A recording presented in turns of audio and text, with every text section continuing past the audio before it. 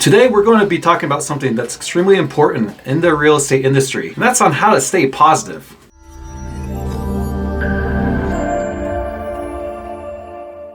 Let's face it, guys and gals, real estate can be a roller coaster ride. One minute, you're closing a deal and you're at the top of the world. The next minute, you're dealing with a difficult client, facing rejection. You have a client that just backed out of a deal. They decided they want to rent some more for some reason. You get it. So in this video, I'm going to be sharing with you my top tips on how to stay positive as a realtor. These are strategies that I have worked for me and I know they can work for you too. Tip number one, try and focus on the things you can control. In the real estate industry, there are a lot of things that are outside of your control. The market can shift, clients can change their minds, and the deals can just fall through. But here's the thing, you can't control a lot of those things. What you can control, however, is your mindset and approach. Focus on the things that are within your control, like your work ethic, your attitude, and your ability to provide value to your clients. When you do that, all the rest of the things will fall in place. So what you can control, you can control posting on social media every day. And like, hey, you know what? I got these 5 social media posts for the week, and I reached out to 30, 40 clients this week, and you hit those goals, you can control those. So it will help you get over, a deal falling through if you can have another deal. Because if you just kind of cry about it and,